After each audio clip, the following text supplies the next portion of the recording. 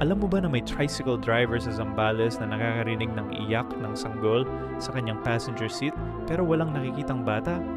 Si Mang Ruben, tricycle driver sa Olongapo, nagsimulang makarinig ng kakaibang tunog tuwing madaling araw. Pero hindi basta-basta naiyak ito. Nangyayari lang kapag may pregnant na pasahero siya. Una, akala niya pagod lang siya, pero paulit-ulit na nangyayari. Malakas na iyak ng sanggol, parang nanghihingi ng tulong. Sinabi niya sa mga kapitbahay, pero hindi siya pinaniwalaan. Hanggang sa isang umaga, habang naghahatid siya ng buntis na babae, narinig niya ulit ang iyak. Pero sa beses na ito, may nakita siyang kakaibang anino sa side mirror. Matandang babae na nakatingin sa kanila pero hindi nakangiti. Nagsalita ito sa isip niya. Hindi ako humuhulit sa mga ina, sabi ng tinig. Binabalaan ko sila kung aling mga sanggol ang hindi makakaligtas. Mula noon, naging tagapamagitan si Mang Ruben. Ang mga iyak na narinig niya babala para sa mga ina. Pero ang tanong, sino ang mga hindi makakaligtas?